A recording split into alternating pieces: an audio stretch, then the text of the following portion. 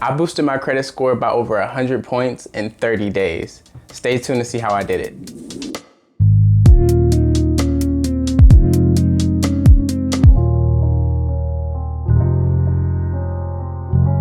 Hey y'all, welcome back to the Inspired Investors channel, where we share personal finance and real estate information to inspire freedom.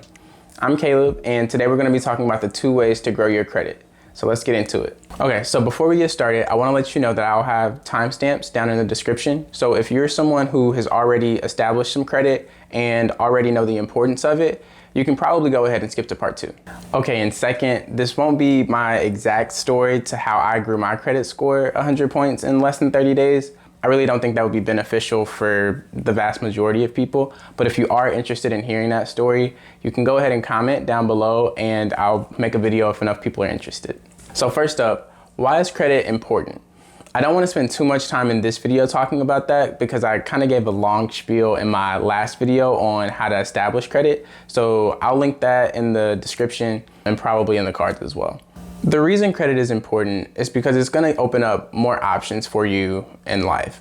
When you're looking for loans, whether it be for a car, for a house, to open up a credit card, you will have a much easier time getting approved if you have excellent credit. And ultimately, having excellent credit is going to save you a lot of money when it comes to paying interest and potentially make you a lot of money if you're interested in using credit to fund your business or otherwise leverage it to make some money.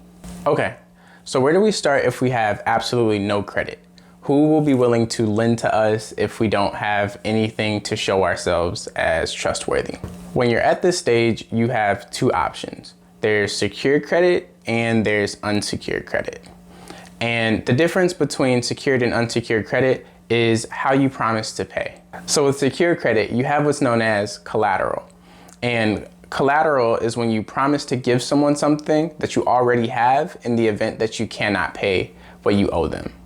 So in my last video, I talked about the example of opening up a secured loan for $1,000. In that example, before I opened my loan, I gave my bank $1,000. They turned around and they gave me a $1,000 loan. And so if I didn't pay them back, they already had $1,000 of my money that they could access. And if this doesn't make sense, go ahead and watch that other video to get a better idea of what I mean. With unsecured credit though, it's exactly what it sounds like. It's unsecured. So there is no collateral. People are lending to you and trusting you to pay them back. So for most beginners in credit, I'm gonna say a secured option is probably best for you. And you can typically find secured credit options at your local credit union and even some smaller banks. And you will be looking for a secured credit card or some sort of secured loan. And the reason I say this is because it's a less risky way, especially if you're not sure how you'll handle credit, to test things out without risking your entire credit score. So if you're ready to jump into unsecured credit, I'll go ahead and leave my top 5 beginner cards in the description. I would say for most people, Discover is a great option because they tend to give people an opportunity who don't have a complete credit profile built out just yet. If you have a little bit of credit built up already, I would say Amex or Chase are both really strong options for credit cards, especially because their bonus programs are really robust and their points carry a lot more weight compared to most other credit card issuers. A good rewards program is something that I personally really value just because a lot of really cool things can come out of them. So for Chase and Amex, you can get really cool travel opportunities, so free flights, free hotel stays, that type of thing. You can get your groceries for free, and with some issuers, you can actually buy stocks with your bonus credit card points. So it's like free money. I personally decided to start with Chase just because I already had accounts with them, and they have what's known as the 524 rule, which I'll explain in another video. But whatever bank you decide to go with, I think it's important to start out building strong credit habits and using your credit responsibly. You'll thank yourself for it in the future, I promise. If you're interested in getting started with Chase, I recommend starting with one of their Freedom cards. And I'll actually leave a referral link down in the description since I do have one myself. And if you decide to get one, you can also support the channel as well. All right, so now that you've established some credit, it's time to talk about growing it. And like I said earlier, there's 2 ways to do this. So one way is more natural. It's a little bit slower and more deliberate, but it'll help you more in the long run. The other way is really quick, kind of artificially inflates your score, but can be really helpful if you have the right purpose in mind for it. So method 1 is what I'm going to call organic growth. It's a pretty traditional way of building credit where you establish some credit, you take care of it, and you build it over time. As painfully boring as this might sound, it's really just as simple as opening accounts, taking care of them properly, so paying the balance in full, paying your balance on time, and continuing to grow your credit profile so that it has a good mix of credit cards and revolving credit and installment loans like student loans, car loans, mortgages, and that type of thing. So like I said earlier, this way is going to take a lot longer, and it's not necessarily going to be super exciting, but I think it will be a lot more rewarding long term when you're looking to do bigger things with credit. And you can look at this credit profile that has very strong history, and it all actually belongs to you. So the second way to build your score is going to be a lot faster, but it's not going to last nearly as long. It's going to cost you some money, and you need to be really careful that you're protecting your personal information, like your credit card information and your social security number. I don't want to scare you. This is a very legit way to build credit.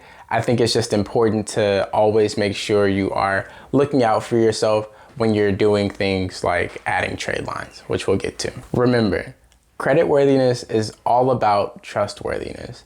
Lenders want to be able to believe that you will pay them back in full, on time, all the time, and you will use credit responsibly. So for this method, we're going to do something called piggybacking. And this is when you use other people's credit who may have older accounts or access to higher limits to reflect on your credit report so it looks like those things belong to you.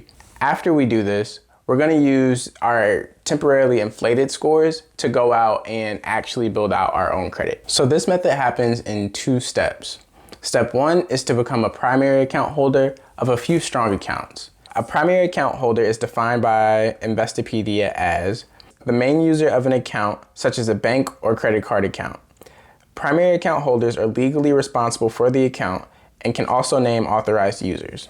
Basically, a primary account is credit that actually belongs to you. It's in your name and under your social security number.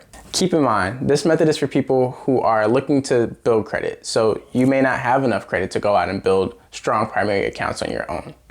For people in this position, there are businesses out there that exist really only to establish strong trade lines.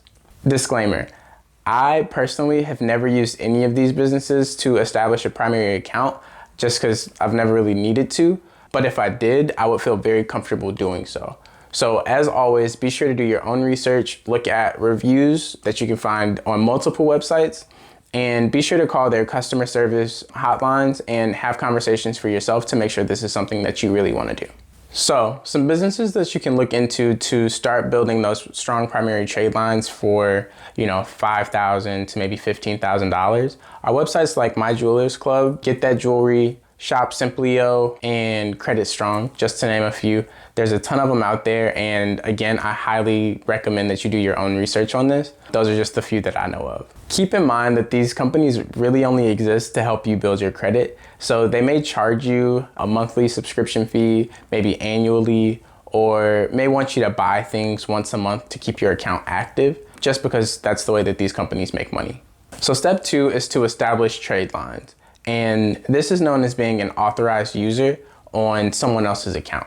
Investopedia defines an authorized user as a person who has permission to use another person's credit card but is not legally responsible for paying the bill. So usually this would be used to add a child or a spouse to your credit line just so that they can also have a card and spend money on their own. In this case, we're talking about people who sell authorized user status on their credit cards to help other people build their credit. And so these are people who may have high credit limits, old accounts, have been very responsible for years.